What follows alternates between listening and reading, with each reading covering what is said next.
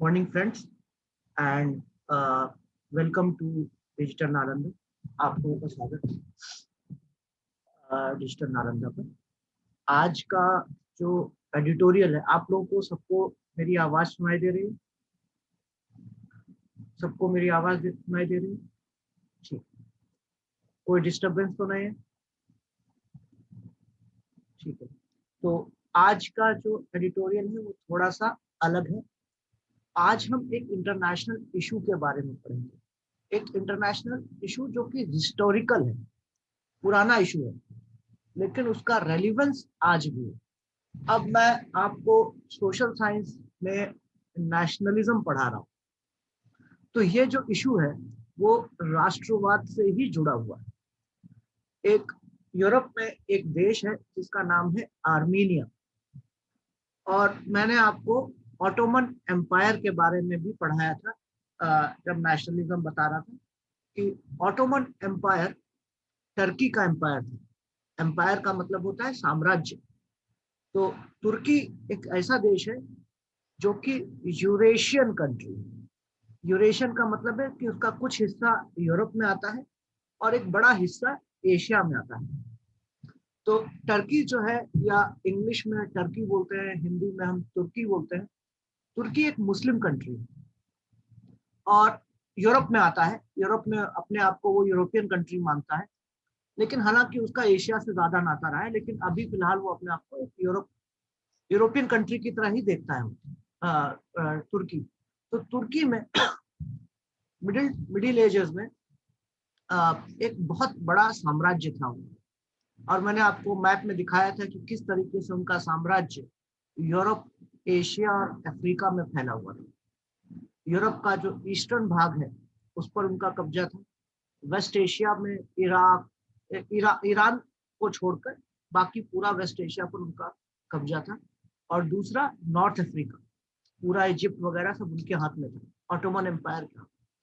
अब Ottoman empire का एक हिस्सा क्रिश्चियन नागरिक, वहां की क्रिश्चियन प्रजा है। यानी कि जो ईस्टर्न यूरोप में जो ऑटोमन एम्पायर का हिस्सा है वो क्रिश्चियन है। वो बेसिकली स्लाव स्लाव नस्ल के हैं, स्लाव रेस के हैं, एंड दे आर क्रिश्चियन।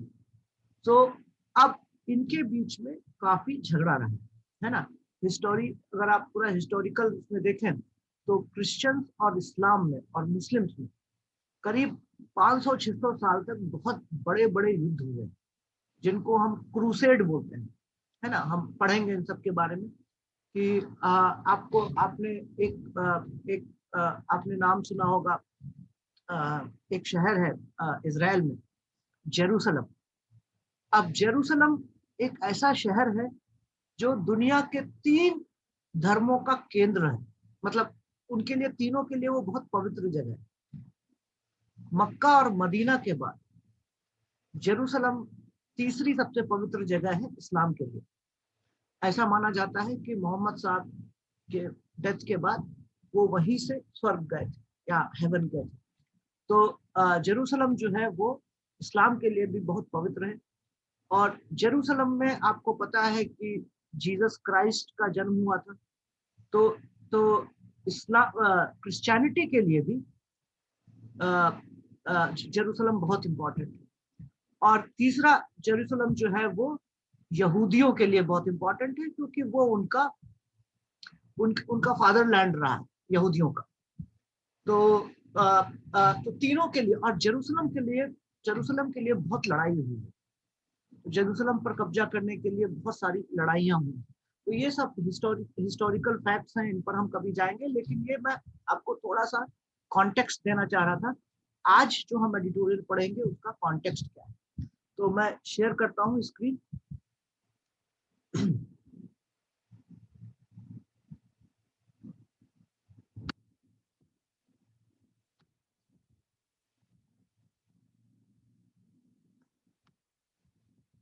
आप सबको मेरी स्क्रीन दिख रही है? ठीक है।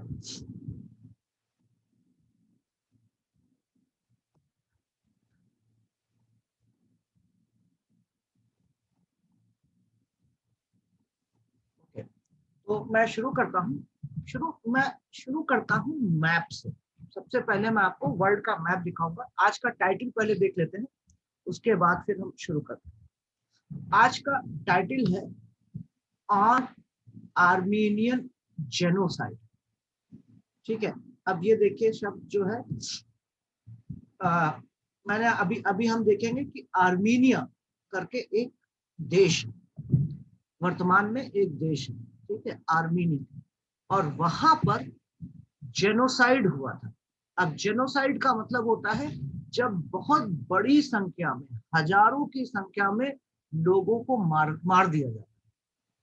ठीक है, तो उसके लिए हम यूज करते हैं जेनोसाइड। अब देखिए दो शब्द हैं जो अक्सर यूज होते हैं जब हम मास किलिंग करते हैं, जब बहुत सारे लोग मारे जाते हैं, तो एक कहलाता है मैसेकर। मैसेकर, तो मैसेकर क्या होता है? मैसेकर में क्या होता है कि एक एक दिन में, एक समय में, है ना, एक ही समय में कुछ 100 200 300 लोग मार दिए गए, तो ये मैसेकर कहलाए, है ना। 10 15 20 से लेकर 100 200 लोग मार दिए गए, तो ये मैसेकर कहलाए, है ना। यानी कि ये जो घटना हुई ये एक समय में हुई, ठीक है, एक साथ 100 200 300 लोगों को मार दिया, 500 लोगों को मार दिया, ये मैसेकर कहलाता है। ठीक है, जेनोसाइड का मतलब क्या होता है? जब एक लंबे समय, जरूरी नहीं है कि एक ही दिन सबको मारा है, हो सकता है 5-6 महीने लगे हों, लेकिन हजारों की संख्या में एक विशेष धर्म के लोग, या एक विशेष जाति के लोग, या एक विशेष भाषा बोलने वाले लोग, या एक विशेष कल्चर के लोग, उनको मारा जाता है, तो इसको हम जेनोसाइड बोलते हैं।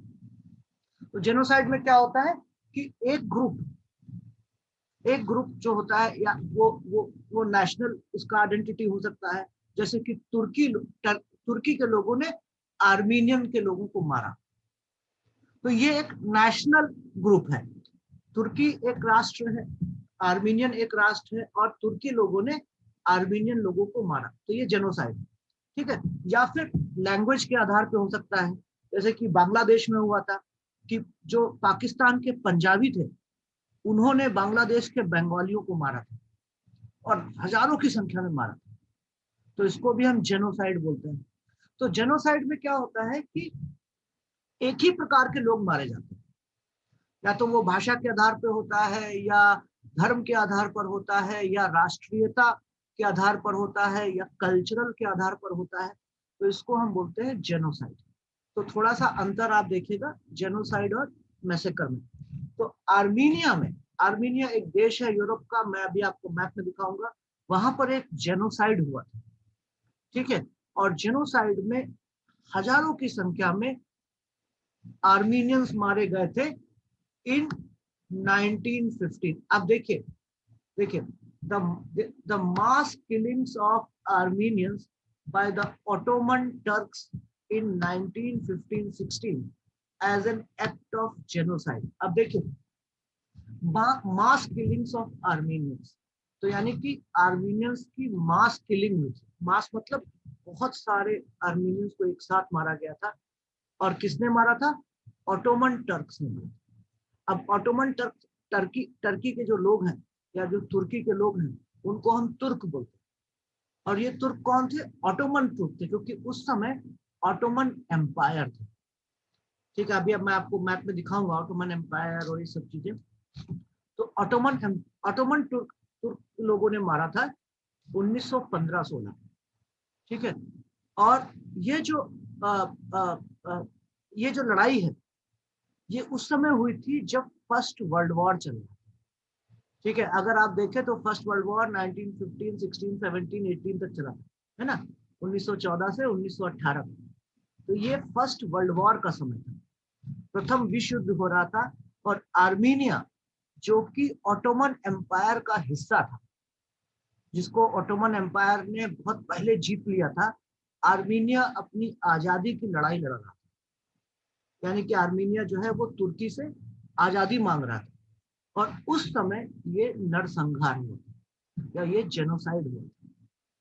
ठीक है, तो इस पर बहुत ज्यादा डिबेट है, टर्की जो है वो आज भी अपनी गलती नहीं मानता, है ना, आज भी ये बोलता है कि ये गलत है, कि ऐसा कुछ नहीं हुआ, है ना, उसको डिनाई करता है। तो ये अभी हम इसके बारे में पढ़ेंगे। लेकिन उससे पहले मैं आपको ये टर्की, ऑटोमन एम्पायर, आर्मीनिया, ये सारा मैप दिखा देता हूँ ताकि आपको समझ में आए। सबसे पहले तो हम वर्ल्ड मैप देखते हैं। वर्ल्ड मैप को देखिए सबसे पहले, जब हम बात कर रहे हैं यूरेशिया, ठीक है, थोड़ा सा ध्यान दीजिएगा इसमें कि अब हमेशा आप इंडिया के कॉन्टेक्स्ट से देखेंगे। सबसे पहले आप देखिए कि इंडिया कहाँ पे है, तो आप देखेंगे कि ये रहा हमारा देश, है ना, ये इंडिया है, ठीक है। अब इंडिया से अगर हम वेस्ट में चलते हैं तो पाकिस्तान आएगा, पाकिस्तान के बाद ईरान आएगा। अब ईरान के ऊपर ये कैस्पियन सी है, ये जो ये दिख रहा है ना, ये कैस्पियन सागर है, ठीक है। तो ये कैस्पियन सागर है और यहाँ पर ये ब्लैक सी है। अब आप ध्यान से देखिए, ये चूंकि मैप छोटा है इसलिए इसमें नहीं लिखा है, ये कैस्पियन सी है, यानी कि कैस्पियन का सागर, ठीक है। ये एक बहुत बड़ी झील है जैसे, लेकिन इसको सी बोलते हैं क्योंकि इसका एरिया बहुत बड़ा है। तो कैस्पियन सी है, यहाँ पर ये ब्लैक सी है, ये ब्लैक सी। अब कैस्पियन सी और ब्लैक सी के बीच में ये यहाँ पर कॉकसस के पहाड़ हैं, इनको हम बोलते हैं कॉकसस माउंटेन, ठीक है। यहाँ पर आप देखेंगे, अगर आप फिजिकल मैप निकालेंगे तो यहाँ पर अब एक साइड में कैस्पियन सी है, ध्यान दीजिएगा, एक साइड में कैस्पियन सी है, एक साइड में आर्मी ब्लैक सी है, और यहाँ पर बीच में कॉकसस के पहाड़ हैं। इन कॉकसस माउंटेन के नीचे 3 देश हैं, आर्मीनिया, अजरबैजान और एक और है, अभी आर्मीनिया था, अजरबैजान और जॉर्जिया, ये 3 देश, ठीक है। ऊपर पूरा रशिया है, ठीक है, ऊपर आप देखेंगे पूरा रशिया, रूस है।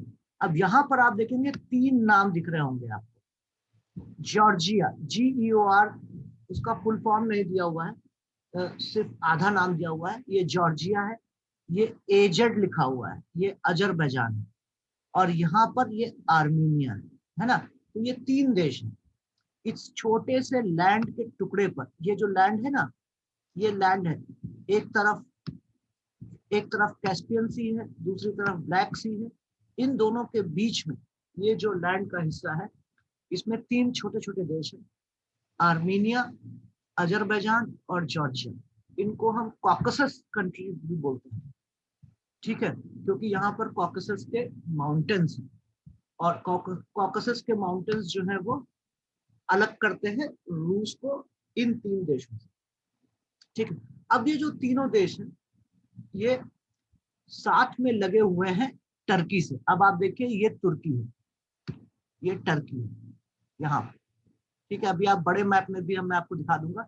अब टर्की का थोड़ा सा छोटा सा हिस्सा, यहाँ का ये जो हिस्सा है, ये यूरोप में आता है, ठीक है। और अब टर्की का ऑटोमन एम्पायर जो है वो तुर्की का था, और ऑटोमन एम्पायर जब अपने शिखर पे था, अपने पीक पर था, तो ये पूरा उसका ईरान, यहाँ तक ईरान को छोड़कर ऑटोमन एम्पायर पूरा, यहाँ से ये पूरा ऑटोमन एम्पायर, और ये पूरा यूरोप का हिस्सा, ये और इतना यूरोप भी उसके कब्जे में था, ठीक है। तो जब ऑटोमन एम्पायर अपनी सबसे शक्ति के सबसे शिखर पर था, तो उसका जो साम्राज्य था वो बहुत बड़ा साम्राज्य था, है ना, और वो तीनों कॉन्टिनेंट में था, ईस्टर्न यूरोप। अब ईस्टर्न यूरोप में बल्गारिया, रोमानिया, ये सब छोटे छोटे क्रिश्चियन कंट्रीज थे, ये भी तुर्की के कब्जे में थे। अजरबैजान, जॉर्जिया, आर्मीनिया, ये सब जो है वो तुर्की के अंडर में थे।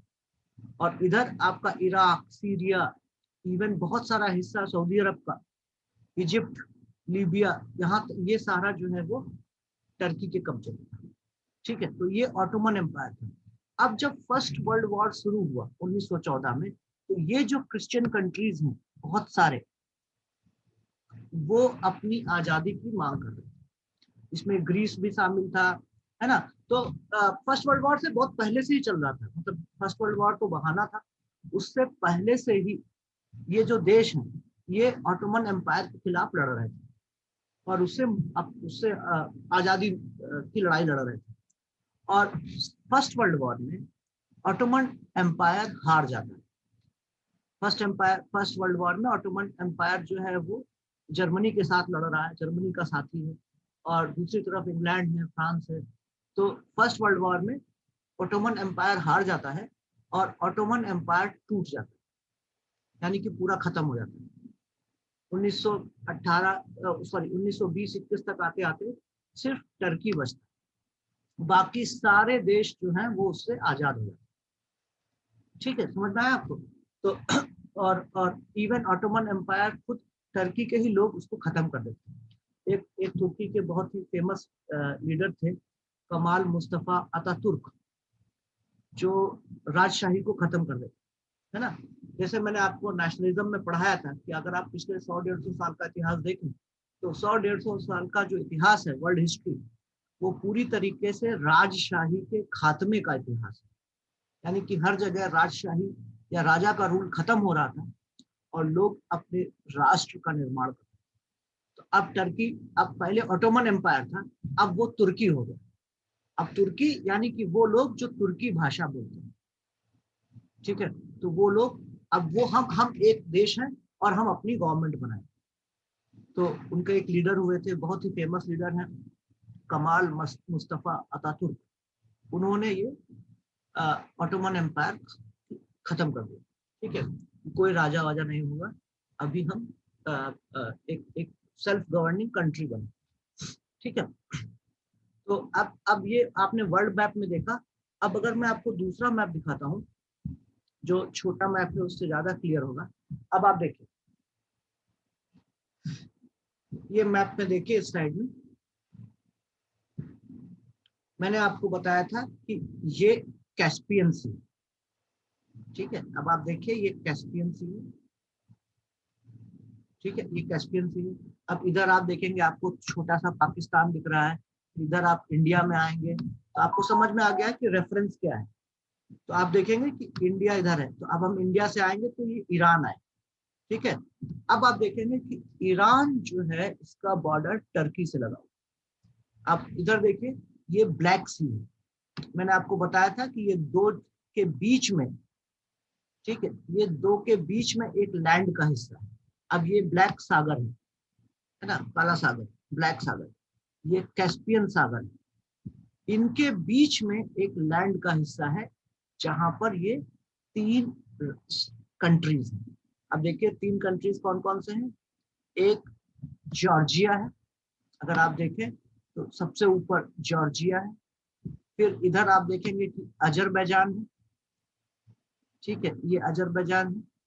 और ये आर्मीनिया, ठीक है, ये आर्मीनिया। अब इसमें मजेदार बात यह है कि जॉर्जिया और आर्मीनिया क्रिश्चियन कंट्रीज है, अजरबैजान जो है वो मुस्लिम कंट्री है, और ये लगे हुए हैं, आप देखेंगे, टर्की से।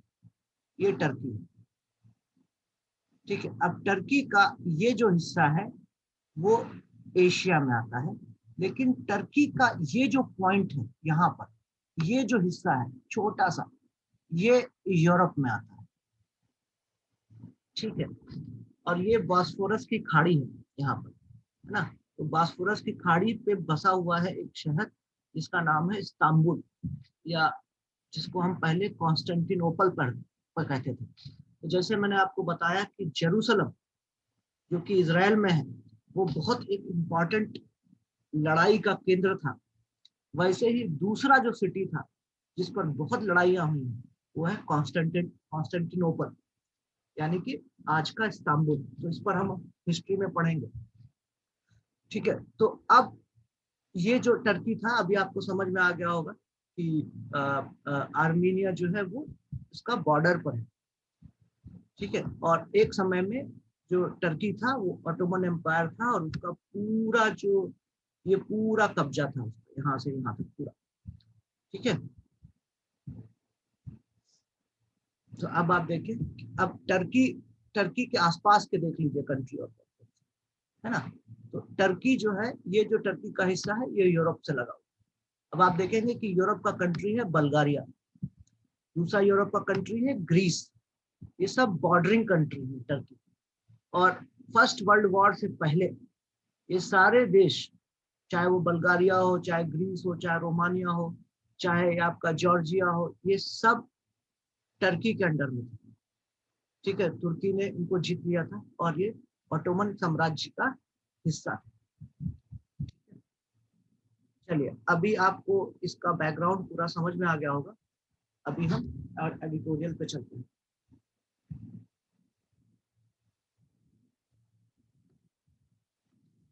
अब US president Joe Biden has fulfilled a long pending American promise by recognizing the mass killings of Armenians by the Ottoman Turks in 1915-16 as an act of genocide। ठीक है, अब आप देखिए कि मैंने आपको बताया था कि अमेरिका, हमारी पूरी दुनिया अमेरिका के चारों तरफ घूमती है। अमेरिका जो बोलता है हम वही करते हैं। तो आर्मीनियंस जो है पिछले 100 साल से ये डिमांड कर रहे हैं कि ये जो आर्मीनियन लोगों का हत्याकांड हुआ था उसको हमें जेनोसाइड बोलना चाहिए।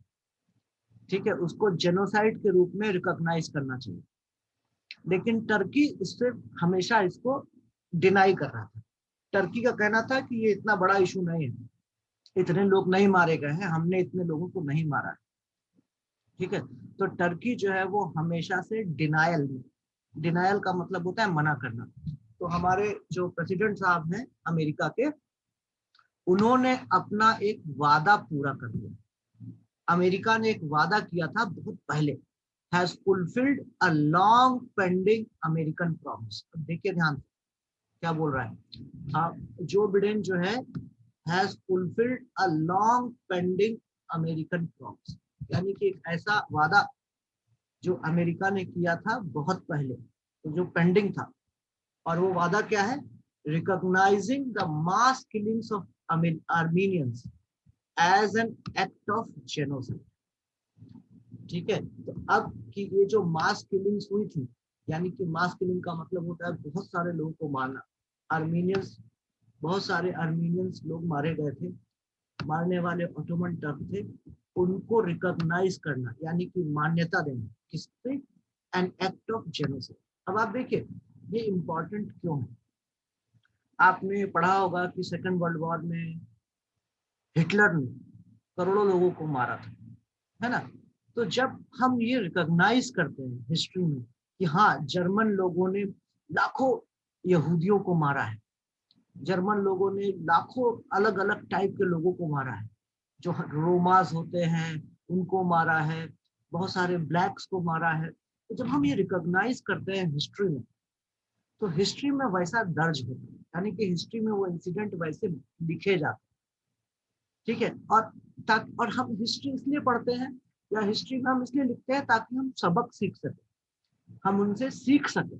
अब हम हिस्ट्री क्यों पढ़ रहे हैं? मैंने आपको ये सब मैप और ये सब क्यों बता रहा हूँ? ठीक है, मैं इसलिए बता रहा हूँ ताकि हम इनके बारे में जान सकें कि इतिहास में ये भी हुआ है और हो सकता है कि इनसे हम बहुत कुछ सीख सकें। ठीक है, अब इतिहास में कोई भी विलेन नहीं बनना चाहता। ठीक है, तो अगर अगर आर्मीनियन जो किलिंग्स हैं वो एक जेनोसाइड के रूप में दर्ज हो जाते हैं, तो टर्की अपने आप में एक विलेन बन जाता है। ठीक है, तो इसीलिए कोई भी देश जो है वो हमेशा से अपना किया हुआ जो पाप है उसका वो छुपाना चाहता है। जैसे कि जापान ने सेकंड वर्ल्ड वॉर में कोरिया पे, इवन चाइना में बहुत अत्याचार किया। जापान छोटा सा देश है, लेकिन सेकंड वर्ल्ड वॉर से पहले उसने चाइना का एक बहुत बड़ा हिस्सा जीत लिया था, सिंगापुर और इवन इंडिया तक आ गया। और उसकी जो सेना थी वो बहुत ही क्रूर तरीके से उसने शोषण किया था, बहुत ही क्रूर तरीके से। जहां जहां पे भी गए वहां पे मास रेप, मास मर्डर, है ना, लोगों को जबरदस्ती काम कराना, गुलाम गुलाम बनाना, ये सब जापान ने किया। आज अगर हम जापान को देखेंगे तो हमें विश्वास नहीं होता है कि ये वही जापान है क्या, जिसका सेकेंड वर्ल्ड वॉर का हिस्ट्री इतना गंदा है ना? तो चाइना जो है, चाइना और जापान में इसीलिए टेंशन रहती है। चाइना बोलता है कि तुम माफी मांगो, ठीक है, तुमने ये सब किया है तो माफी मांगो। और चाइना बहुत प्रेशर डालता है जापान पर कि आप माफी मांगो, आप मुआवजा दो, ठीक है, और आप इसका करो, ठीक है, और आप जो भी अगर सेकेंड वर्ल्ड वॉर से रिलेटेड कोई भी मेमोरियल मत करो। तो जापान का इशू क्या है कि जापान सेकेंड वर्ल्ड वॉर में हार गया, जापान फाइनली हार गया था। तो जापानीज को बहुत सारी शर्तें माननी पड़ी और उनमें एक शर्त थी कि वो अपनी आर्मी नहीं रख सकते, ठीक है। तो और वो उसको सेलिब्रेट भी नहीं कर सकते हैं, जो मेमोरियल्स उनके हैं, वॉर वॉर मेमोरियल्स होते हैं ना, हर देश के अपने युद्ध के संग्रहालय होते हैं, मेमोरियल्स होते हैं। तो जब भी कोई जापानीज प्राइम मिनिस्टर जाता है वहां अपने ही देश में, अपने ही मेमोरियल में, तो चाइना विरोध करती है कि तुम अपनी गलती नहीं मान रहे, है ना। तो ये बहुत इंपॉर्टेंट होता है कि इतिहास में जो देश गलती करता है वो उसका दर्ज होना। तो आर्मीनियंस लगातार बोल रहे हैं इसको जेनोसाइड के रूप में दर्ज होना चाहिए। ये जेनोसाइड, जेनोसाइड में क्या होता है, जब आप जानबूझकर एक ग्रुप के लोगों को मारते, ठीक है। और ये वॉर नहीं है, युद्ध नहीं है। ऐसा नहीं है कि दो दो लोग युद्ध कर रहे हैं और तब आप गए और मार दिए, नहीं। आप जानबूझ के प्लान करके, आप आपके अंडर में जो लोग हैं जो जो पावरलेस है, ठीक है, आप बहुत पावरफुल है और दूसरा ग्रुप जो है वो उसमें इतनी पावर नहीं है आपसे लड़ने का, और तब आप जानबूझकर हजारों लाखों लोगों को मारते हैं, तो इसको हम जेनोसाइड बोलते हैं। तो जेनोसाइड एक प्रकार का बहुत बड़ा युद्ध अपराध माना जाता है, वॉर क्राइम है। आप वॉर में भी, अगर इंडिया पाकिस्तान का वॉर हो रहा है, युद्ध हो रहा है, तो भी एक देश की आर्मी दूसरे देश की आर्मी, दोनों देश की आर्मी जेनोसाइड नहीं कर सकती। आप सिविलियंस को जाकर नहीं मार सकते। अब मान लीजिए इंडिया पाकिस्तान से युद्ध हो रहा है और इंडिया जीत जाता है युद्ध, या किसी क्षेत्र पर कब्जा करता है, और फिर इंडियन आर्मी जाकर वहां के सिविलियंस को मारना शुरू कर देती है, नागरिकों को, तो ये वॉर क्राइम माना जाता है। आप आर्मी आर्मी लड़िए, आप आर्मी को मारिए, किसी को कुछ फर्क नहीं पड़ता क्योंकि वो वॉर है।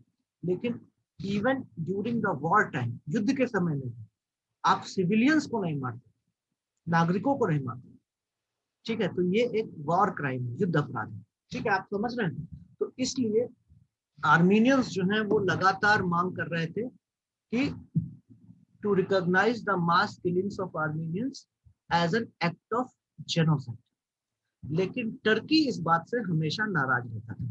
But the move has clearly infuriated Turkey. अब ये जो वर्ड है इन्फ्यूरिएटेड, इन्फ्यूरिएट होना मतलब गुस्से में आ जाना। लेकिन ये जो कदम उठाया है, मूव, मूव का मतलब है यहाँ पर कदम, ये जो बिडेन ने जो ये कदम उठाया है, ये जो एक्शन लिया है, इट हैज इन्फ्यूरिएटेड टर्की। इसने टर्की को बहुत गुस्सा दिला दिया है। और टर्की क्या है, टर्की जो है वो एक्चुअली में अमेरिका का एलाई है। एलाई मतलब दोस्त है, सहयोगी है। अब मैंने आपको बताया था कि सेकेंड वर्ल्ड वॉर के बाद, सेकेंड वर्ल्ड वॉर के बाद पूरी दुनिया दो भाग में बट गई थी। एक तरफ सोवियत संघ था और दूसरी तरफ अमेरिका। तो अमेरिका ने अपने दोस्तों के साथ, अपने सहयोगी देशों के साथ मिलकर एक सुरक्षा संगठन बनाया था जिसका नाम था NATO, North Atlantic Treaty Organisation, ठीक है, नाटो। अब ये जो संगठन था, इस संगठन में कुछ 27-28 देश हैं, और ये वो संगठन है जो एक प्रकार का मिलिट्री अलायंस है, ठीक है, मिलिट्री अलायंस है, यानी कि ये सैनिक संगठन है।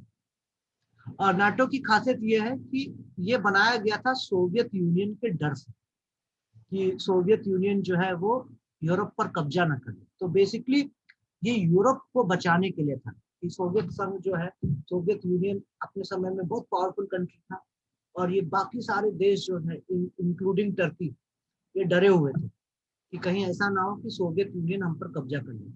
तो इसलिए उन्होंने अमेरिका के साथ मिलकर एक सैनिक समझौता किया, मिलिट्री अलायंस किया, ठीक है, जिसका नाम था NATO, North Atlantic Treaty Organisation, ठीक है। और it is under the leadership of America. और इसकी खास बात क्या है, इसमें एक क्लॉज है, इसके समझौते में एक प्रावधान है, और वो सबसे इंपॉर्टेंट। और वो प्रावधान क्या है कि अगर किसी भी नाटो कंट्री पर कोई दूसरा देश अटैक करता है तो ये अटैक सारे नाटो पे माना जाए। यानी कि मान लीजिए कि कल को ईरान तुर्की पे अटैक करता है तो अब ये दो देशों की लड़ाई नहीं मानी जाएगी। अगर ईरान ने तुर्की पे अटैक किया तो ये माना जाएगा कि ईरान ने सभी 30 देशों पे अटैक किया और सारे 30 देश मिलकर जो भी नाटो के मेंबर्स हैं वो ईरान से लड़ेंगे। ठीक है, तो इसलिए नाटो जो है वो बहुत ही पावरफुल संगठन है और टर्की जो है वो नाटो में अमेरिका का एलाई है। तो इसलिए अमेरिका को प्रॉब्लम है, यानी कि अमेरिका भी तुर्की को बहुत ज्यादा नाराज नहीं कर सकता। ठीक है, एक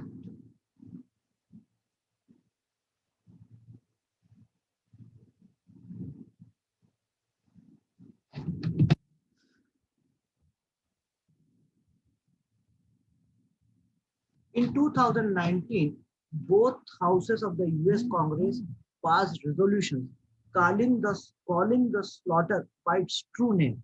But former President Donald Trump, like his predecessors, stopped short of a formal recognition of the genocide, mainly because of the Turkish opposition. अब 2019 में अमेरिकन पार्लियामेंट के दोनों सदनों ने इस पर प्रस्ताव पास कर दिया था कि ये जो स्लॉटर है या जो मैसेकर है ये जेनोसाइड है। लेकिन अमेरिकन प्रेसिडेंट अभी तक चुप्पी लगाए हुए थे। पहले डोनाल्ड ट्रंप भी चुप थे, तो डोनाल्ड ट्रंप भी टर्की को गुस्सा नहीं करना चाहते। तो अब आप देखिए इन 2019 both houses of the US Congress, both houses मतलब दोनों सदन, जैसे कि हमारे यहाँ हमारी संसद में हमारा जो पार्लियामेंट है उसको हम क्या नाम है, संसद। हमारी पार्लियामेंट को हम संसद बोलते हैं। संसद में दो सदन है, दो हाउस है, लोकसभा और राज्यसभा। ठीक है, वैसे ही अमेरिका की जो पार्लियामेंट है उसको हम यूएस कांग्रेस बोलते हैं, है ना। अब ध्यान दीजिएगा थोड़ा सा, यहाँ पर हमारे यहाँ पर कांग्रेस एक पार्टी का नाम, कांग्रेस पार्टी, राहुल गांधी, प्रियंका गांधी, है ना। लेकिन अमेरिका में कांग्रेस जो है वो संसद का नाम है, यानी कि वहां की पार्लियामेंट का नाम। तो अमेरिका की पार्लियामेंट को हम क्या बोलेंगे, यूएस कांग्रेस। और यूएस कांग्रेस में दो सदन है, जिसमें एक है सेनेट और दूसरा है हाउस ऑफ रिप्रेजेंटेटिव। जैसे हमारे यहाँ लोकसभा है, राज्यसभा, वैसे ही वहां पर दो हाउसेज हैं, सेनेट और हाउस ऑफ रिप्रेजेंटेटिव। तो इन दोनों हाउसेज ने रिजोल्यूशन पास किया था। रिजोल्यूशन का मतलब होता है प्रस्ताव। ठीक है, रिजोल्यूशन क्या होता है, जब जब पार्लियामेंट में कुछ प्रस्ताव रखा जाता है, उस पर डिबेट होती है, उस पर वोटिंग होती है और वो पास हो जाता है ना, उसको हम बोलते हैं रिजोल्यूशन। तो यूएस कांग्रेस ने रिजोल्यूशन पास कर दिया था 2019 में। और क्या रिजोल्यूशन पास किया था, calling the slaughter bye it's true name.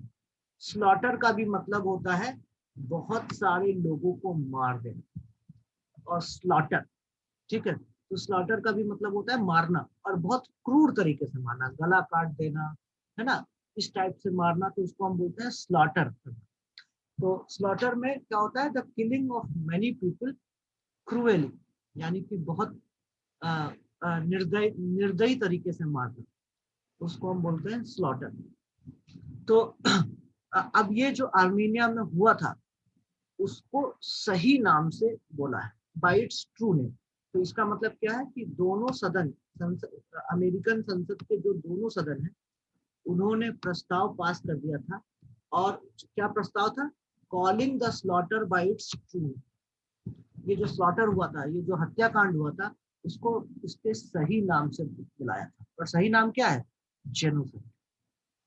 ठीक है, but former president Donald Trump, लेकिन जो फॉर्मर प्रेसिडेंट थे डोनाल्ड ट्रंप, जो बिडेन से पहले जो अमेरिका के राष्ट्रपति थे Donald Trump, he stopped short of a formal recognition of the genocide. He stopped short of, अब देखिए ये थोड़ा सा ये फ्रेज है, इसको इसको ध्यान से देखिए। स्टॉप शॉर्ट यानी कि आप कुछ काम कर रहे हैं और आप वो काम करते करते रुक गए, आपने वो काम पूरा खत्म नहीं किया। देखिए, एक होता है कि आपने मुझे कुछ काम दिया और वो काम मैंने पूरा कर दिया, ठीक है। दूसरा होता है आपने कुछ काम दिया और मैंने मना कर दिया। तीसरा होता है आपने मुझे कुछ काम दिया, मैंने किया लेकिन पूरा खत्म नहीं किया, थोड़ा छोड़ दिया, ठीक है। तो इसको हम बोलते हैं स्टॉप शॉर्ट, यानी कि फॉर्मल रिकॉग्निशन जो देना था वहां तक नहीं कर, वो नहीं दिया, ठीक है। He stop short of a formal recognition of the genocide, ठीक है। तो डोनाल्ड ट्रंप ने इस प्रस्ताव को माना, जो यूएस कांग्रेस ने जो प्रस्ताव पास किया था उसको माना, लेकिन उसने जेनोसाइड शब्द का इस्तेमाल नहीं किया, ठीक है। He stopped short of a formal recognition of the genocide. Formal recognition मतलब आधिकारिक तौर पर मान्यता।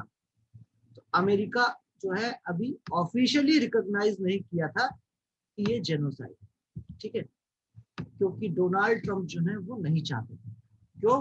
क्योंकि डोनाल्ड ट्रंप जो है वो डरे हुए थे, या टर्किश अपोजिशन को, टर्की को गुस्सा नहीं करना चाहते थे, mainly because of Turkish opposition.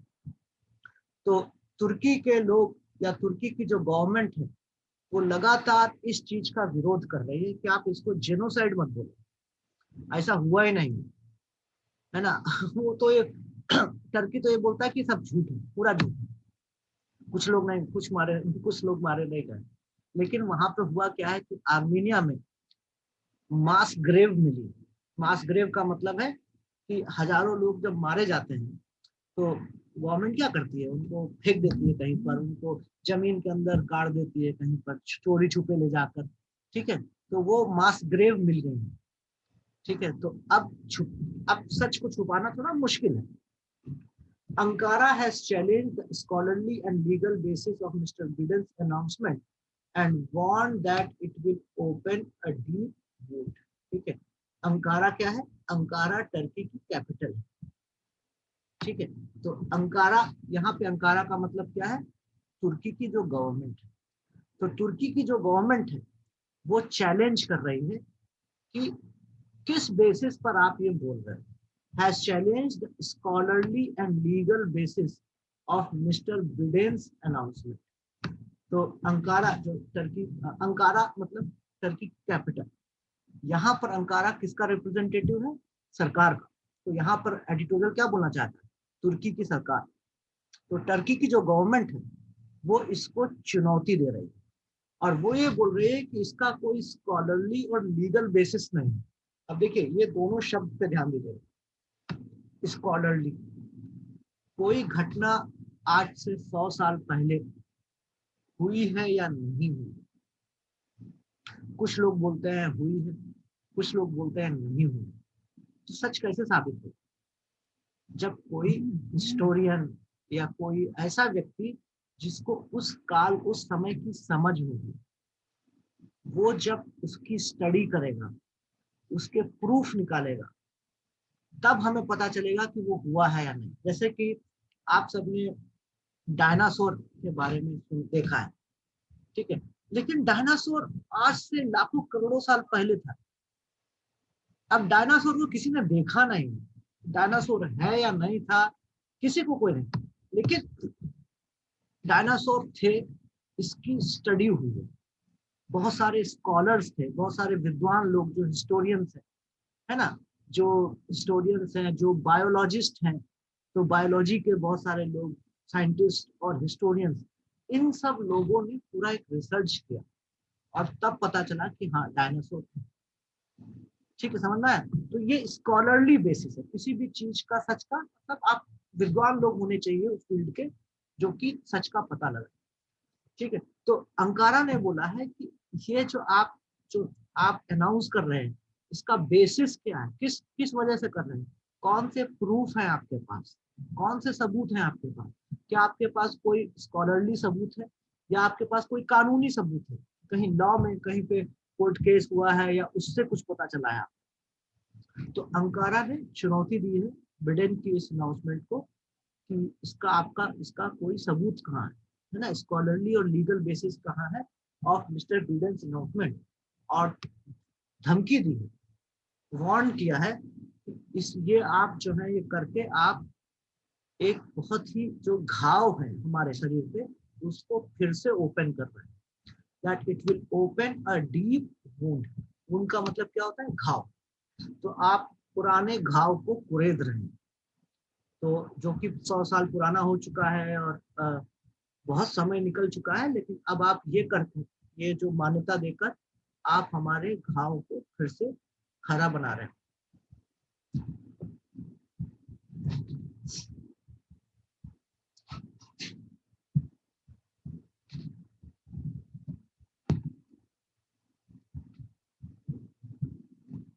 एक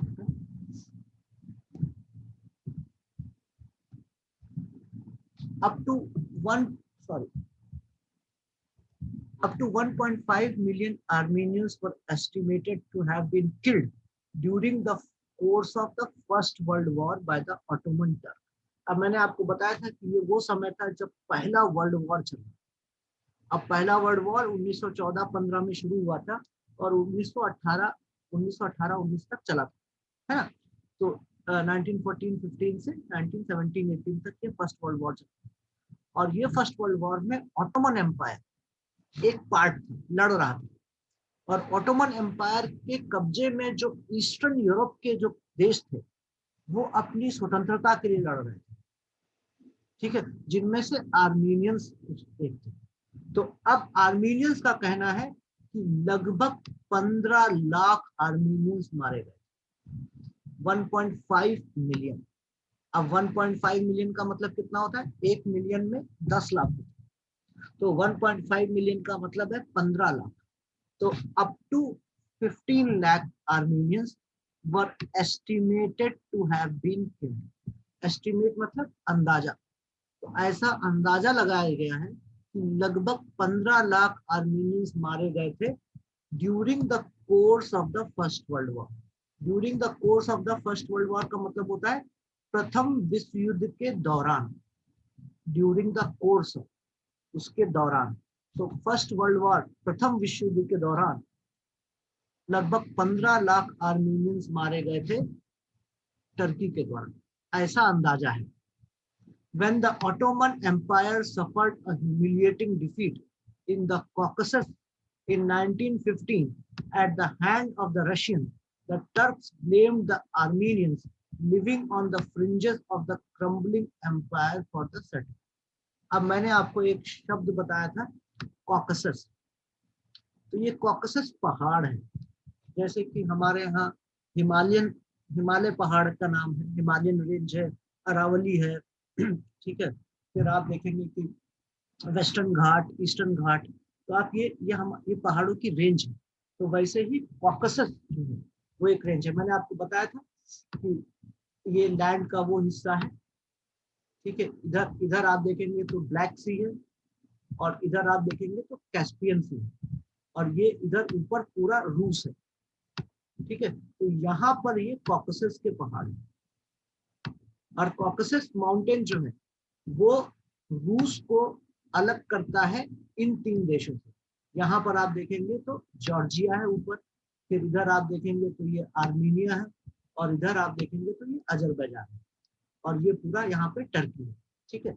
ये मैप हम पहले भी देख चुके हैं, मैं एक बार और फिर से मैप दिखा देता हूँ आपको, ठीक है। अब आप देखिए इस मैप को ध्यान से देखिएगा कि यहाँ पर ये कॉकसस माउंटेन्स, ठीक है, ऊपर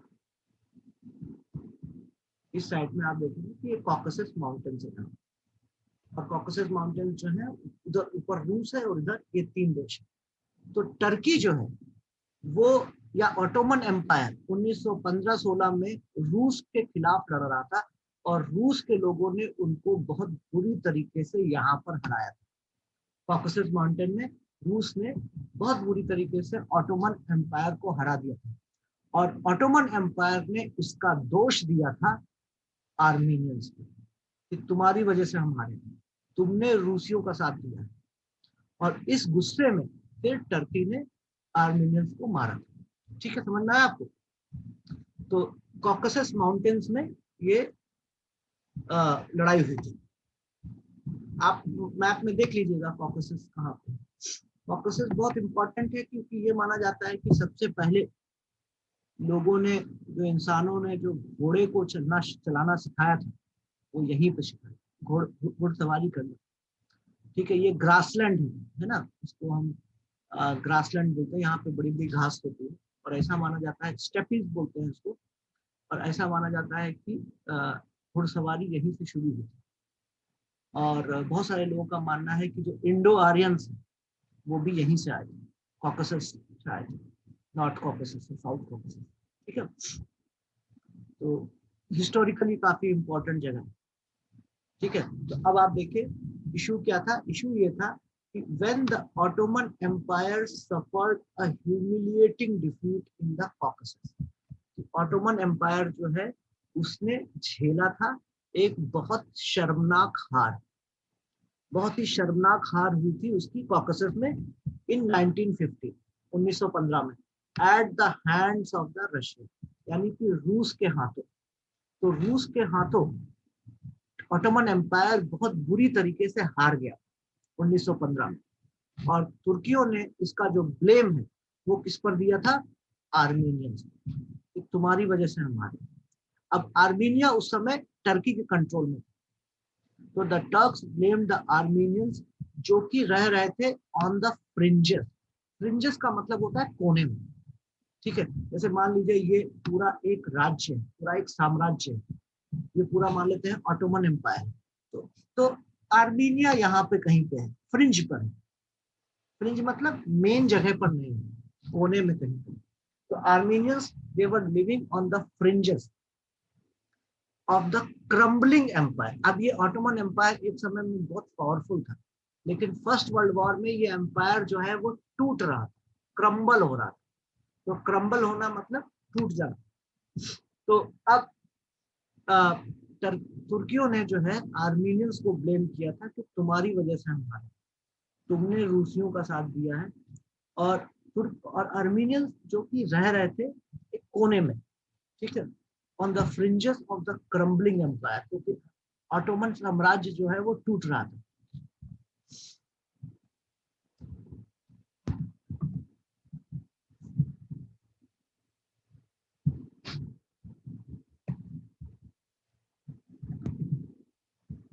एक accusing them of treachery, the Ottoman government unleashed militias on Armenian villages. अब ऑटोमन एम्पायर ने उन पर आरोप लगाया। ऑटोमन गवर्नमेंट ने क्या आरोप लगाया, क्या एक्यूज किया? एक्यूज किया ऑफ ट्रेचरी। ट्रेचरी का मतलब है धोखा देना। ट्रेचरी का मतलब क्या होता है? धोखेबाजी। तो ऑटोमन गवर्नमेंट ने आर्मीनियंस पर यह आरोप लगाया था कि तुम लोगों ने हमें धोखा दिया। ठीक है, accusing them of treachery, the Ottoman government unleashed militias on Armenian village. अब देखिए यहाँ पर एक शब्द है मिलिशिया। मिलिशिया और मिलिट्री दोनों मिलते जुलते शब्द हैं, लेकिन दोनों का मीनिंग अलग है। ठीक है, मिलिट्री जो होती है, जिसको हम आर्मी बोलते हैं, जिसको हम सेना बोलते हैं, वो हमारे देश की ऑफिशियल आर्मी होती है। उसका ट्रेनिंग होता है, उसका बाकायदा उनको सैलरी मिलती है, एक प्रकार से वो सरकार की नौकरी कर रहे हैं। ठीक है, और उनकी अपनी अलग वर्दी होती है, पूरा एक सिस्टम होता है ना। एक ऑफिशियल आर्मी है ना, सरकार की एक आधिकारिक सेना है, जिसको हम मिलिट्री बोलते हैं।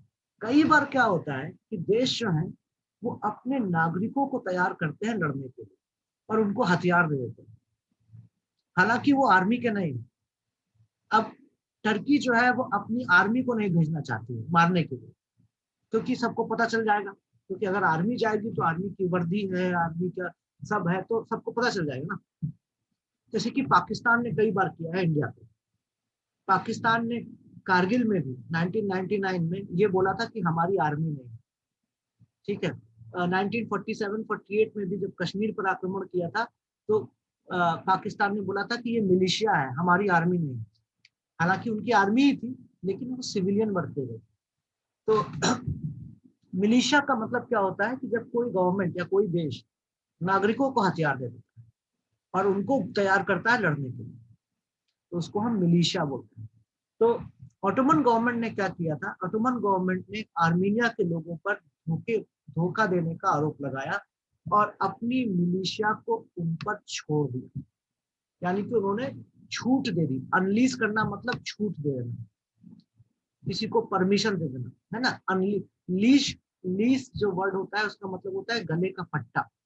जो कुत्ते के गले में जो पट्टा होता है उसको हम लीज बोलते हैं, LEAS। और फिर अगर कुत्ते को हम पट्टे को छोड़ देते हैं, यानी कि अभी हम अलाउ कर रहे हैं अपनी डॉग को कुछ भी करने के लिए, तो इसको हम बोलते हैं अनलीज करना। तो अनलीज करने का मतलब होता है कि आप परमिशन दे देते हैं किसी को, कुछ भी करो जाओ।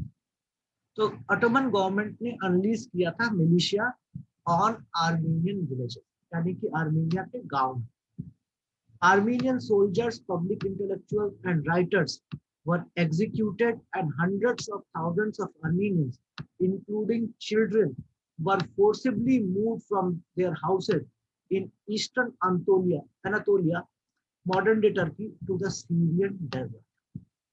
ठीक है, अब इससे क्या हुआ था कि बहुत सारे जो आर्मीनियन सोल्जर्स थे, सैनिक थे, और उनके जो पब्लिक इंटेलेक्चुअल थे। अब पब्लिक इंटेलेक्चुअल मतलब, इंटेलेक्चुअल का मतलब होता है विद्वान व्यक्ति, है ना। तो हर समाज के अपने विद्वान व्यक्ति होते हैं, कवि, लेखक, है ना, पत्रकार, प्रोफेसर्स। ये सब कौन होते हैं? ये इंटेलेक्चुअल होते हैं, विद्वान लोग होते हैं। तो पब्लिक हर हर सोसाइटी का, हर हर हर किसी भी, आप कोई भी ग्रुप का देखिए, अपने कुछ उनके अपने राइटर्स होते हैं, लेखक होते हैं, कवि होते हैं, पेंटर्स होते हैं, आर्टिस्ट होते हैं, है ना, स्टोरी टेलर्स होते हैं। तो दीज आर पब्लिक इंटेलेक्चुअल। तो टर्की ने क्या किया, तो आर्मीनियन जो सोल्जर्स थे, पब्लिक इंटेलेक्चुअल्स थे, राइटर्स थे, उनको एग्जीक्यूट कर दिया। एग्जीक्यूट मतलब मार देना, ठीक है। सीधे उनको लेकर आओ और सीधे एग्जीक्यूट कर दो, मतलब खत्म कर दो। तो आर्मीनियन लोगों के जो वहाँ के जो उनके लीडर्स थे, उनके जो राइटर्स थे, उनके जो सोल्जर्स थे, उनको एग्जीक्यूट कर दिया था। और hundreds of thousands of Armenians, और हजारों की संख्या में जो आर्मीनियंस थे, इंक्लूडिंग चिल्ड्रन, उनको अपने देश से निकाल दिया था और उनको सीरियन डेजर्ट में भेज दिया, यानी कि सीरिया के रेगिस्तान में। अब आप देखेंगे कि यहाँ पे टर्की है, टर्की से लगा हुआ सीरिया है, सीरिया और इराक है। सीरिया और इराक ये डेजर्ट है, ठीक है। तो अपने यहाँ से निकालकर उनको सीरिया में भेज दिया था, फेंक दिया था। तो and hundreds of thousands of Armenians including children, जिसमें बच्चे भी साथ थे, दे वर फोर्सिबली मूव्ड, उनको फोर्सिबली जो है वो हटाया गया था from their houses in eastern Anatolia. अब एनातोलिया जो है वो पुराना नाम है टर्की का, ये ग्रीक नेम है ना। आज से 2-2,500 साल पहले एनातोलिया बोलते थे इसको, ठीक है। तो अभी एनातोलिया का जो नया टर्की है ना, एनातोलिया। तो ईस्टर्न एनातोलिया, अब देखिए, अगर अगर टर्की ऐसा है तो ईस्टर्न मतलब ये हिस्सा, है ना। तो यहाँ से निकालकर उनको सीरिया के रेगिस्तान में फेंक दिया था, ठीक है। तो they were forcibly moved from their houses in eastern Anatolia to the Syrian desert.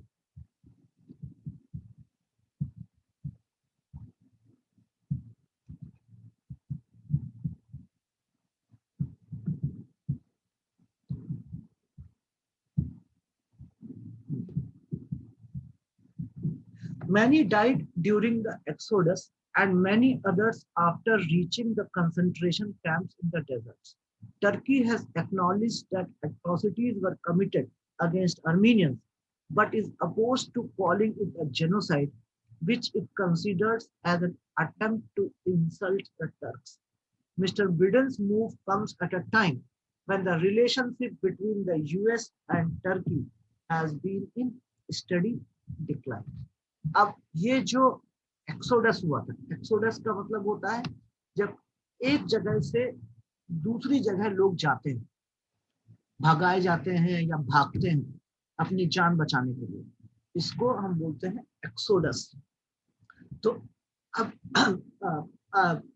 तो टर्की ने क्या किया था, टर्की ने आर्मीनियंस को अपने घरों से निकालकर रेगिस्तान में फेंक दिया, या रेगिस्तान में उनको बोला था कि तुम वहां जाओ, सीरिया के डेजर्ट में, और उसके कारण बहुत सारे लोग मारे गए। तो many died during this exodus and many others after reaching the concentration camps in the desert.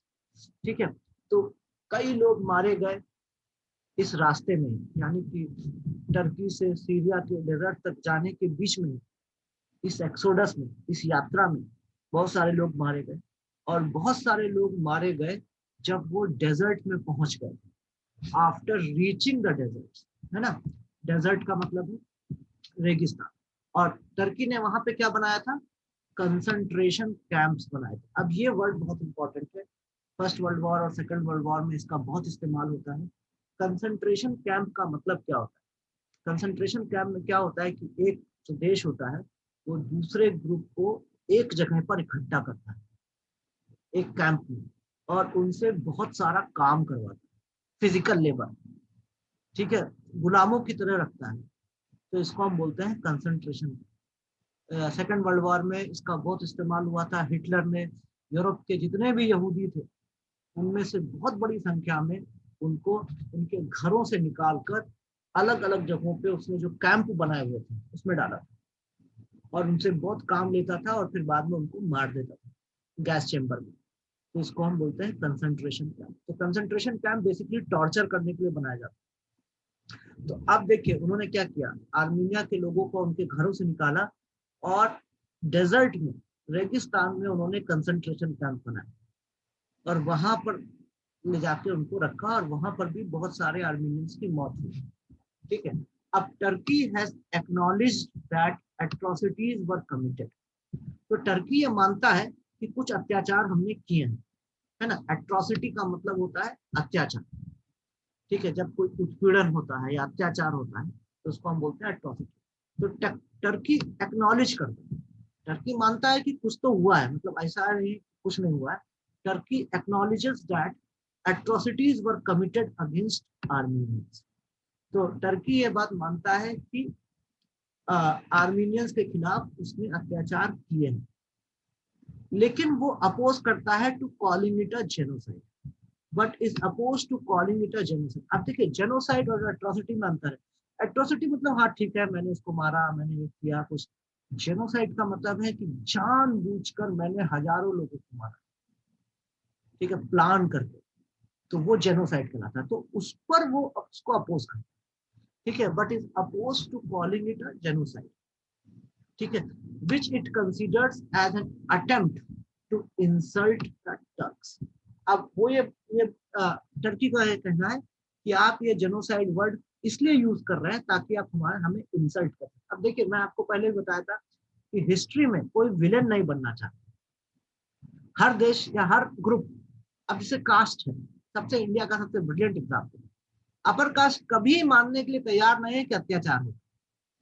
उसकी आंखों के सामने सब कुछ हो रहा है, उसकी आंखों के सामने रेप होता है, मर्डर होते हैं, दलितों के छुआछूत है, अनटचेबिलिटी है, गाली गलौज है, वायलेंस है, सब कुछ है, हम सब देख रहे हैं सामने, ठीक है। लेकिन फिर भी अपर कास्ट कभी ये इसको रिकॉग्नाइज नहीं करेगा। आप ये बोलो कि छुआछूत होती है या जाति व्यवस्था है तो तुरंत वो मना करेगा, अरे नहीं ये तो बहुत पहले होता था, अब कहाँ होता है, ये सब चीजें, है ना। क्योंकि हिस्ट्री में कोई भी विलन नहीं बनना चाहता, बहुत बहुत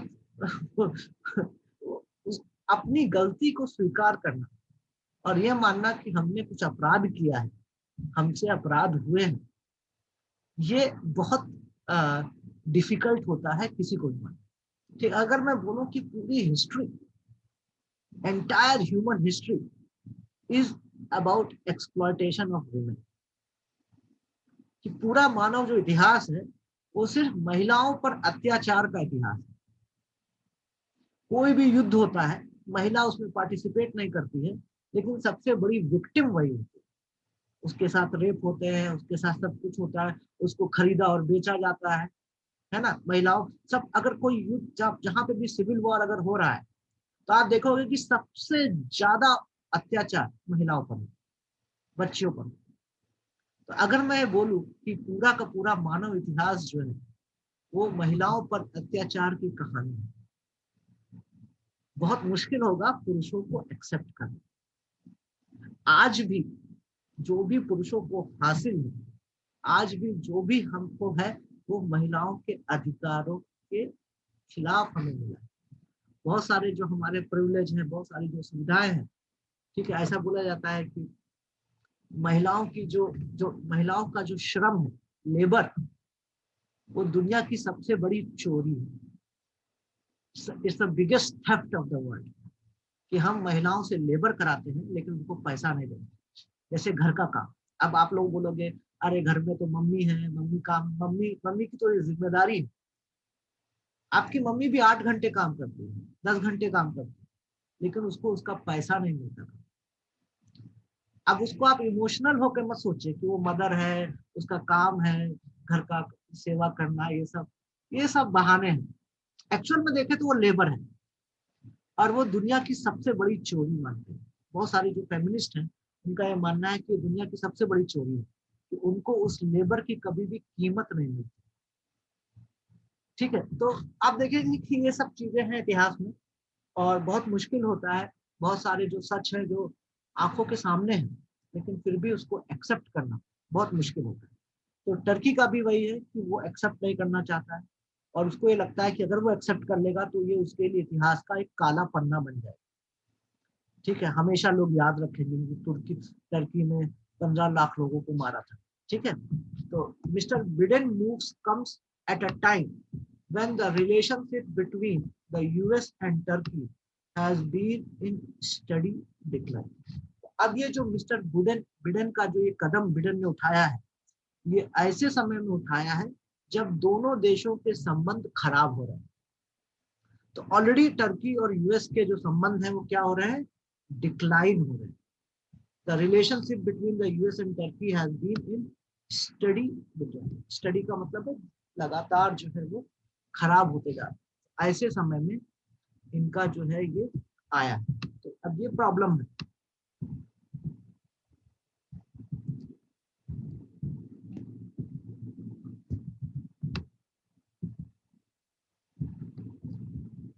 In 2016, Ankara accused the US-based Turkish Islamic preacher Fethullah Gulen of being the mastermind of a failed coup and asked the US government to extradite him, a demand Washington paid no attention. Turkey's decision to buy the S-400 missile defense system from Russia, despite strong opposition from the US, prompted American leaders to oust Turkey from the F-35 fighter jet training program and impose sanctions on their allies. अब ये जो पूरा दोनों paragraph है, इसमें वो ये बता रहा है कि किस तरीके से अमेरिका और टर्की के बीच के जो संबंध है वो कैसे खराब हुए। अब कुछ साल पहले, आज से 4 या 5 साल पहले, हाँ 2005 साल पहले, 2016 में एक तख्ता पलट की एक घटना हुई थी। कू हुआ था। अब कू का मतलब होता है कि एक कोई आर्मी या कोई भी ग्रुप जो है वो क्या करता है, वो सरकार को गिराने की कोशिश करता है। इसको हम कू बोलते हैं। ठीक है, तो कू में क्या होता है कि तख्ता पलट होता है कि एक आर्मी का एक टुकड़ी आती है और वो हथियार के दम पर सरकार को गिरा देती है, जैसे कि म्यांमार में हुआ है ना, म्यांमार में मिलिट्री कू हुआ है। तो अब जो टर्की के जो प्रेसिडेंट है, टर्की के प्रेसिडेंट है एर्दोगन, है ना, एर्दोगन साहब की जो गवर्नमेंट है वो, उस पर कुछ लोगों ने हमला किया था और उनके खिलाफ तख्ता पलट की कोशिश हुई थी, लेकिन वो फेल हो गई थी। ठीक है, it was a failed coup. Failed coup मतलब वो सफल नहीं हुआ। अब टर्की जो है उसके लिए जिम्मेदार मानता है एक व्यक्ति को, जिसका नाम है फैतुल्लाह गुलेन, जो कि एक इस्लामिक प्रीचर है, यानी कि एक वो इस्लाम के प्रचारक हैं और टर्की के ही, तुर्की के हैं और इस्लामिक मुल्ला है, यानी कि वो प्रीस्ट हैं और प्रीचर भी है। प्रीचर का मतलब होता है प्रचारक, ठीक है। प्रीस्ट का मतलब होता है, इस्लाम में प्रीस्ट जो है वो मुल्ला शब्द यूज होता है। तो पुजारी, जैसे हिंदू हिंदू यहाँ पे पुजारी होता है, क्रिश्चियन में पादरी होता है, वैसे ही इस्लाम में मुल्ला होता है। तो वो एक टर्किक इस्लामिक प्रीचर है, यानी कि वो एक इस्लाम के प्रचारक, फैतुल्ला गुलेन, जो कि अमेरिका में रहते हैं, यूएस बेस्ड, ठीक है। अब टर्की ने इन पर आरोप लगाया था कि इन्होंने ये कू करवाया, ठीक है। तो द अंकारा, अंकारा मतलब वहां की तुर्की की जो गवर्नमेंट है, उसने आरोप लगाया था, एक्यूज किया था the US based Turkish Islamic preacher Fethullah Gulen of being the mastermind of a failed coup, ठीक है। तो टर्की ने बोला था कि ये जो सज्जन है, जो कि टर्की से ही है लेकिन अभी अमेरिका में रह रहे हैं, ये मास्टरमाइंड है, यानी कि इन्होंने करवाया है। और टर्की ने अमेरिकन गवर्नमेंट से बोला था कि आप इन्हें हमें दे दो, अरेस्ट करो और इनको हमें दे दो। तो the US government to extradite, extradite का मतलब होता है प्रत्यर्पण करना, यानी कि जब एक देश का क्रिमिनल दूसरे देश में भागता है और दूसरा देश उसको पकड़कर पहले वाले देश को दे देता है, तो इसको हम बोलते हैं एक्स्ट्राडाइट करना, प्रत्यर्पण करना। तो टर्की ने बोला था कि आप इनको एक्स्ट्राडाइट करो, आप इनको हमें दे दो। ये वो डिमांड है जो Washington has paid no attention. अब वाशिंगटन का मतलब है अमेरिकन कैपिटल, वाशिंगटन डीसी। तो यहाँ पे वाशिंगटन का मतलब है अमेरिकन गवर्नमेंट। तो अमेरिकन गवर्नमेंट जो है, उसने इस डिमांड पर बिल्कुल ध्यान नहीं दिया, यानी कि उसने टर्की की ये बात नहीं मानी। अब यहाँ से लड़ाई शुरू हुई है ना, जबकि ये दोनों ही एलाई थे, दोनों ही दोस्त थे पहले। लेकिन 2016 में एक घटना होती है जिसकी वजह से इनकी दुश्मनी शुरू होती है। और दूसरा जो कारण है इनकी लड़ाई का, कि टर्की जो है उसने कुछ हथियार खरीदे हैं रूस से। अब अमेरिका जो है वो चाहता है कि सारे लोग उससे हथियार खरीदें और रूस से ना खरीदें, ठीक है। और उसने इंडिया पर भी बहुत दबाव डाला है। इंडिया इंडिया इंडिया जो है वो, इंडिया पे भी उसने बहुत प्रेशर डाला है कि आप रशिया के साथ आपके वेपन्स मत खरीदिए। तो टर्की ने क्या किया, Turkey's decision to buy the S-400 missile defence system from Russia. तो टर्की ने अभी डिसीजन लिया था कि वो मिसाइल डिफेंस सिस्टम खरीदेगा फ्रॉम रशिया। अब मिसाइल डिफेंस सिस्टम क्या होता है कि आपके देश पर अगर कोई दुश्मन देश मिसाइल से हमला कर रहा है तो उससे बचने के क्या तरीके हैं, तो इसको हम बोलते हैं मिसाइल डिफेंस सिस्टम। तो वो अब रशिया का है, इजराइल के पास भी है, एक बहुत ही फेमस उनका है, जो अब इंडिया जो है वो इजराइल से ले रहा है, इजराइल के साथ बातचीत कर रहा है, रशिया के साथ भी उसकी बातचीत है और मिसाइल डिफेंस सिस्टम के लिए। तो S-400 missile defence system from Russia despite strong opposition from the US. अब अमेरिका जो है वो इसको बहुत विरोध कर रहा है कि आप रूस से मत खरीदो, ठीक है। तो Turkey's decision to buy the S-400 missile system despite strong opposition from the US. तो टर्की ने ये डिसीजन ले लिया है बावजूद इसके कि अमेरिका इसका बहुत विरोध कर रहा है। It prompted American leaders to oust Turkey. और इसमें क्या हुआ, इसकी वजह से, इस डिसीजन की वजह से अमेरिका के जो नेता थे उन्होंने टर्की को निकाल दिया, आउस्ट कर दिया, मतलब निकाल दिया। कहां से निकाल दिया, from the F-35 fighter jet training programme. तो अभी अमेरिका जो है वो अपने नेटो के देशों से, जो नेटो कंट्रीज हैं, उनके साथ मिलकर एक ट्रेनिंग प्रोग्राम कर रहा था F-35 फाइटर। अब ये फाइटर प्लेन का नाम है F-30। तो उससे निकाल दिया गुस्से में, है ना। एंड इम्पोज सैंक्शन, और कुछ प्रतिबंध भी लगा दिए। सैंक्शन का मतलब है बैन ऑन देयर एलाई। अब टर्की उनका एलाई है, ठीक है, टर्की क्या है, एलाई, सहयोगी है। लेकिन फिर भी चूंकि उसने अमेरिका से हथियार नहीं खरीदे थे, उसने रशिया से लिया था, रशिया से लेने का डिसीजन लिया था, इसलिए अमेरिका ने उस पर कुछ प्रतिबंध लगा दिए।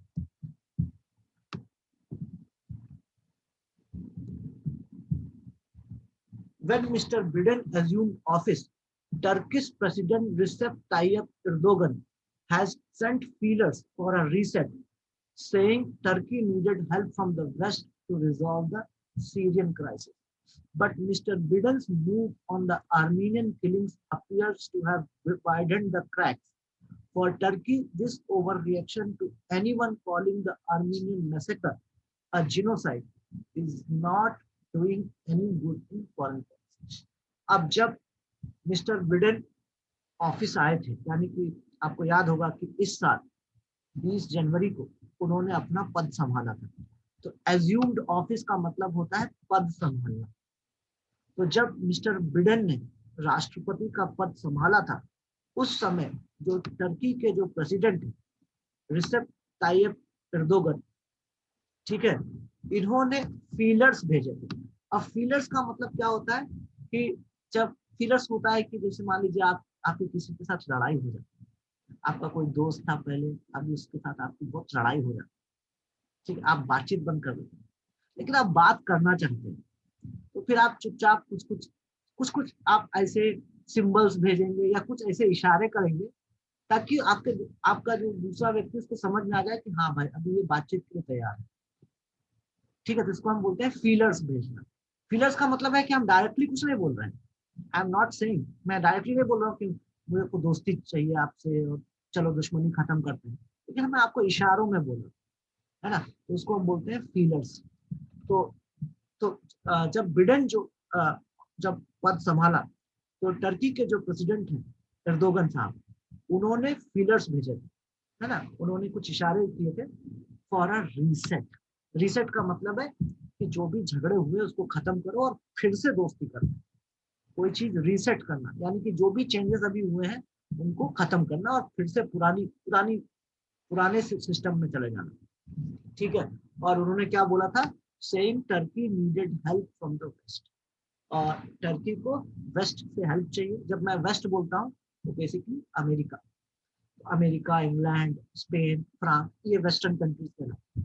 तो वेस्ट से हमको हेल्प चाहिए to resolve the Syrian crisis. अब आपको पता है कि इराक और सीरिया में IS है, अभी तो हार गया IS, लेकिन पिछले 10 साल में जो सबसे बड़ा टेररिस्ट ग्रुप था वो IS था, और उसने सीरिया पर कब्जा किया हुआ था। सीरिया में आज भी गृह युद्ध चल रहा है और टर्की और सीरिया लगे हुए हैं। टर्की की जो बाउंड्री है वो सीरिया से लगी हुई है।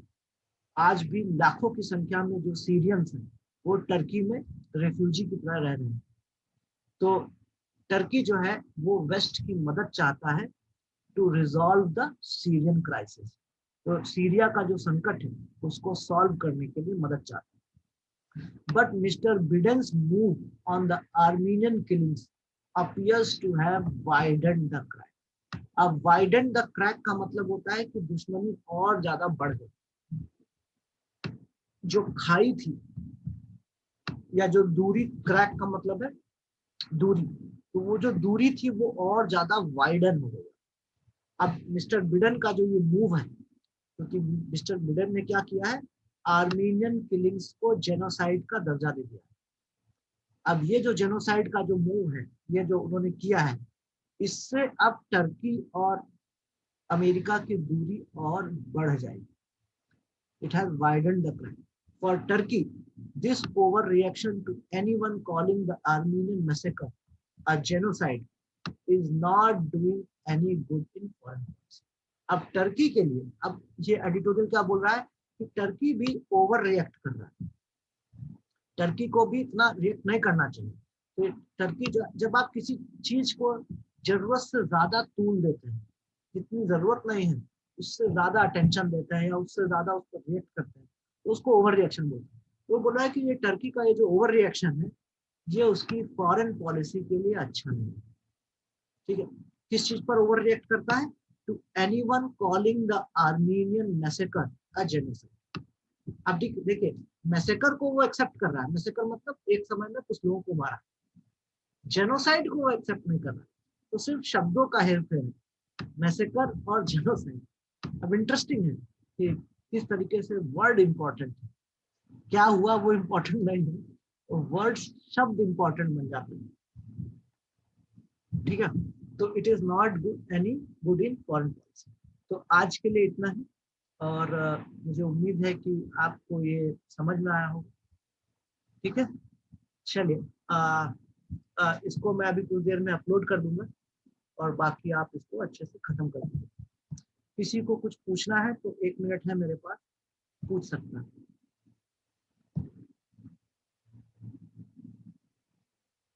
अभी जग जाइए।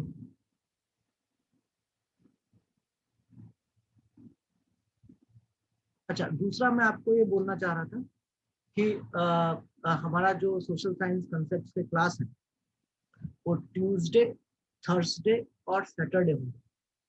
ठीक है, तो आज थर्सडे है, आज होगा 4 बजे से, 4 से 5:30, 6, ऐसा 1.5 से 2 घंटे के बीच में मैं पढ़ाऊंगा।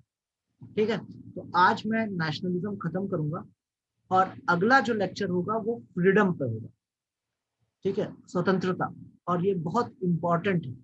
ठीक है, तो हमने एक कंसेप्ट पढ़ा नेशनलिज्म, अभी मैं दूसरा कंसेप्ट आपको अगले, आज नेशनलिज्म खत्म करूंगा, आज मैं नेशनलिज्म का हिस्ट्री बताऊंगा आपको, कहाँ से आया है, फ्रेंच रेवोल्यूशन और बाकी सारी चीजों से, इटली का यूनिफिकेशन, जर्मनी का यूनिफिकेशन, ये सब पढ़ाऊंगा। उसके बाद मैं आपको बताऊंगा दूसरा जो कंसेप्ट है वो है फ्रीडम। अब फ्रीडम हमको लगता है कि हमको समझ में आता है, स्वतंत्रता, लेकिन फ्रीडम भी जो है एक पॉलिटिकल कंसेप्ट है। ठीक है, और ये भी 200-300 साल का कंसेप्ट। ठीक है, तो ये सब मैं आपको बताऊंगा। फ्रीडम है, उसके बाद इक्वालिटी है। ठीक है, चलिए सर, जो वो कू हुआ था वो कहाँ हुआ था? वो जो कू हुआ था वो टर्की में हुआ था, है ना, जो उनकी राजधानी है अंकारा। अंकारा में कुछ आर्मी के लोग थे और कुछ सिविलियंस थे जिन्होंने सरकार पर कब्जा करने की कोशिश की थी। लेकिन उस समय जो बाकी आर्मी के लोग थे वो उनके साथ नहीं गए थे, वो इर्दोगन के साथ थे। तो इसलिए वो कू असफल रहा था।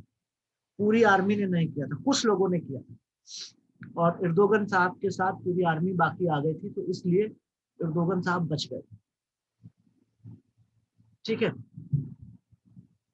इंडिया और टर्की का रिलेशन तो पूरा अलग ही टॉपिक है। ठीक है, बाद में कभी बात करें। चलो, अभी जो मैं पढ़ा रहा हूँ उस पर क्वेश्चन पूछे आप, कहाँ पे कहाँ पूछने लगते हैं। ठीक है, चलिए अभी 11:25 हो गया। चलो, बाय बाय। अभी आपका 11:30 बजे, और आज क्लास है 4 बजे से। ठीक है, आज मैं नेशनलिज्म खत्म करूंगा। चलिए, बाय बाय।